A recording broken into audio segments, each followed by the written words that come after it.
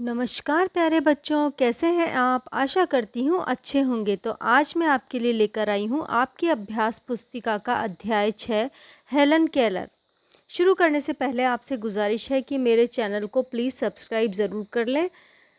तो चलिए अब शुरू करते हैं।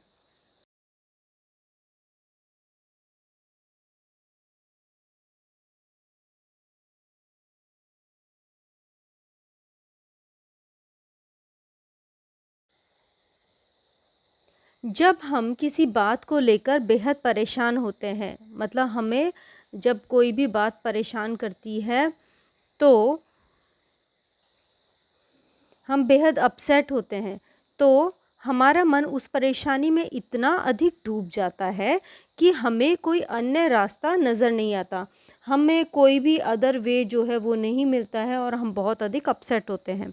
पर जो ऐसी विषम परिस्थितियों में भी अपना संबल बनाए रखता है और असंभव को संभव कर दिखाता है, वही अन्य व्यक्तियों के लिए आदर्श बन जाता है।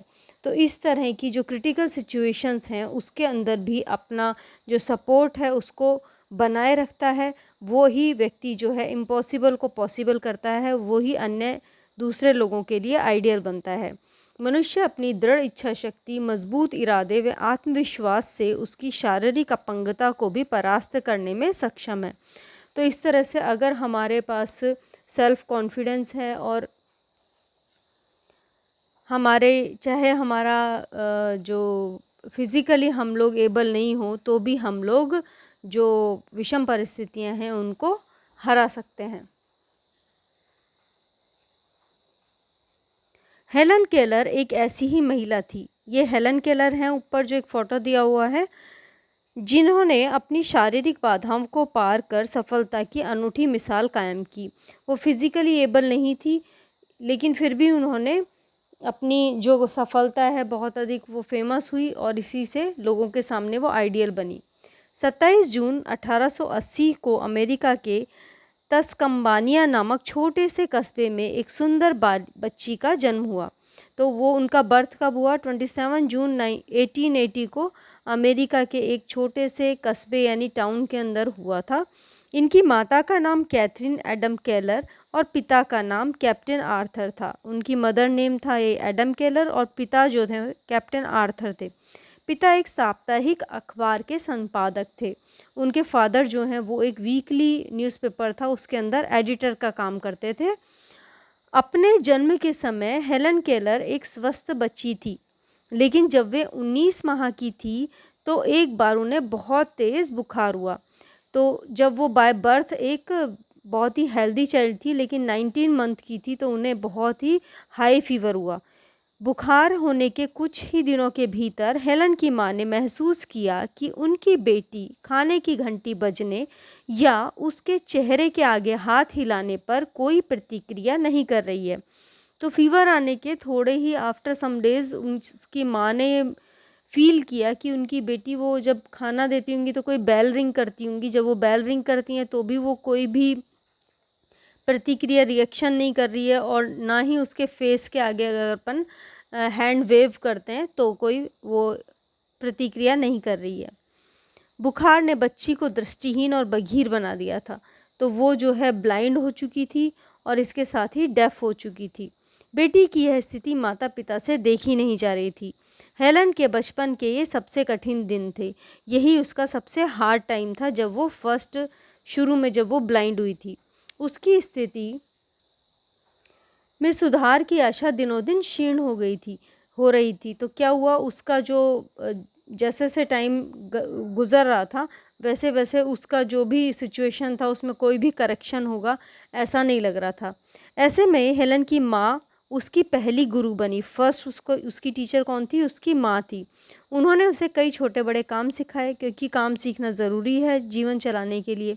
एक दिन हेलन की माँ ने समाचार पत्र में बोस्टन की परकिंस संस्थान के बारे में पढ़ा। एक इंस्टीट्यूशन परकिंस नाम का था, उसके बारे में न्यूज़पेपर में पढ़ा। हेलन के माता पिता वहाँ गए। हेलन के जो फादर मदर थे वो वहाँ पे गए और उन्होंने वहाँ संरक्षिका से घर आकर हेलन को पढ़ाने का अनुरोध किया। वहाँ की जो गार्जियंस थी उस इंस्टीट्यूट की, उससे कहा कि वो हेलन को आकर पढ़ाएं। वे तैयार हो गई, रेडी हो गई। एनी सुलेवन एक ऐसी ही गुरु थी। उस संरक्षिका का नाम क्या था? Any Sullivan. वो उसकी टीचर बनी, जिन्होंने प्रेम, धैर्य और लगन का परिचय देते हुए न केवल हेलन को प्रशिक्षित किया, अपितु उसकी अंधकारमय जिंदगी में उमंग व उत्साह का संचार किया। तो उन्होंने लव और पूरा पेशेंस के साथ उस बच्ची को पढ़ाया और उसके अंधकार में जीवन मीन्स वो ब्लाइंड थी, उसके सामने कुछ भी नहीं था, उसको उत्साह से भरा। उन्होंने कई कई घंटों की मेहनत के बाद हेलन को वर्णमाला मीन्स अल्फ़ाबेट याद करवाई। अपनी असाधारण प्रतिभा के कारण वे 6 महीने में 625 शब्द सीख गई। आप देखिए उनके अंदर बहुत अच्छा वो लर्निंग सोर्स थी, तो इसलिए वो 6 मंथ के अंदर 625 वर्ड्स बोलना सीख गई थी, जबकि वो ना देख सकती थी ना सुन सकती थी, वो ब्लाइंड थी और डेफ थी। हेलन ने संकल्प शक्ति व कठिन अभ्यास द्वारा लैटिन, फ्रेंच व जर्मन भाषा का ज्ञान प्राप्त किया। ये 3 लैंग्वेजेस भी उन्होंने सीखी। 8 वर्षों के घोर परिश्रम से उन्होंने स्नातक की डिग्री प्राप्त की। 8 वर्ष तक उन्होंने बहुत अधिक परिश्रम किया और उससे उन्होंने ग्रेजुएशन की डिग्री ली। यूजुअली अगर हम देखें तो नॉर्मली हमें 4 या 3 या 4 ईयर्स के अंदर जो ग्रेजुएशन की डिग्री मिल जाती है, लेकिन ये ब्लाइंड थी, इसलिए इन्होंने 8 ईयर्स के अंदर इसे प्राप्त किया। सुलेवन की सहायता से हेलन ने Mahatma Gandhi, Rabindranath Tagore, Karl Marx, Tolstoy आदि अनेक महान दार्शनिकों व साहित्यकारों के बारे में पढ़ा। तो उन्होंने इन सभी फिलोसफर्स और जो ऑथर्स थे उनके बारे में पढ़ा। हेलन केलर ने ब्रेल लिपि में कई पुस्तकों का अनुवाद किया।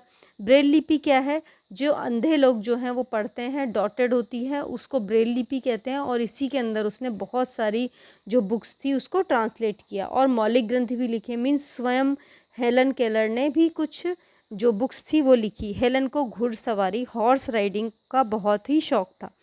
एक बार हेलन केलर ने एक चाय पार्टी आयोजित की, टी पार्टी की। उन्होंने वहां उपस्थित लोगों को विकलांग मनुष्यों की मदद के बारे में समझाया, कैसे जो डिफरेंटली एबल लोग हैं उनकी कैसे हेल्प की जा सकती है। उनके समझाते ही कुछ देर में हज़ारों डॉलर एकत्रित हो गए, चैरिटी आ गया उनको। हेलन केलर परिस्थितियों से हार ना मानने वाली महिला थी। एक बार उन्होंने कहा था, जिंदगी के पहले 19 महीनों में मैंने जिस विस्तृत हरे भरे खेतों, चमकदार आकाश, पेड़ पौधों और फूलों की झलकियां देखी, उस पर मेरा अंधापन कभी पूरी तरह कूची नहीं फिर सका। यदि हमने एक बार दिन को देखा है तो फिर चाहे जैसे भी दिन आए, दिन तो हमारा ही है। तो वो बता रही हैं कि पहले 19 मंथ जब वो ब्लाइंड नहीं थी तो उन्होंने क्या दिया, जो ग्रीन फील्ड देखे थे, जो स्काई देखा था, जो ट्रीज, प्लांट्स, फ्लावर्स देखे थे, उनको वो अभी तक भी भूल नहीं पाई हैं। हेलन केलर ने 6 बार विश्व भ्रमण किया, 6 टाइम उन्होंने वर्ल्ड वाइड घूमी थी वो, और करोड़ों रुपए की धनराशि एकत्र कर विकलांग लोगों के लिए संस्थान, बहुत सारे इंस्टीट्यूशन बनाए। वे अनेक महान व्यक्तियों से मिली। वे रविन्द्रनाथ टैगोर और पंडित जवाहरलाल नेहरू से बहुत प्रभावित थी। जो उस समय के जो बड़े लोग थे बहुत सारे, उनसे वो मिली भी थी और प्रभावित भी हुई थी। हेलन एक स्वावलंबी महिला थी। हेलन केलर जो है वो एक डिपेंडेंट महिला थी, इंडिपेंडेंट थी, वो डिपेंड नहीं थी किसी पे।